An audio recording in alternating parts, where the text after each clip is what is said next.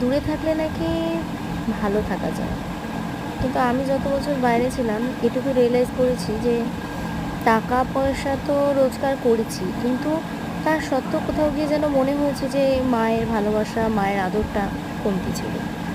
যখন সকালে উঠে নিজের কাজ নিজেকেই করতাম, না অবশ্যই নিজের কাজ নিজে করা ভালো, কিন্তু এখন এটা অন্তত বলতো যে মা যেরকম, যে উঠে পর চা খাবি, চা খা, বা অফিসে যাবি লেট হয়ে যাবে, তখন কিন্তু সমস্তটাই আমার দায়িত্ব ছিল।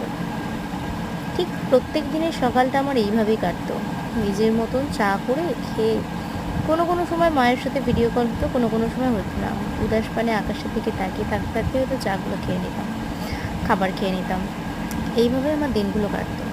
কিন্তু তখন একটা জিনিস ভাবতাম, দূরে ছিলাম হয়তো অন্যরকম ছিলাম, এখন কাছে এসে হয়তো কিছু কিছু মানুষের থেকে একটু বেশি দূরে সরে গেছি, এবং তারা সেই জায়গাটা, তুমি দূরে ছিলে ভালোই তো ছিলে, কাছে কেন আসতে গেলে?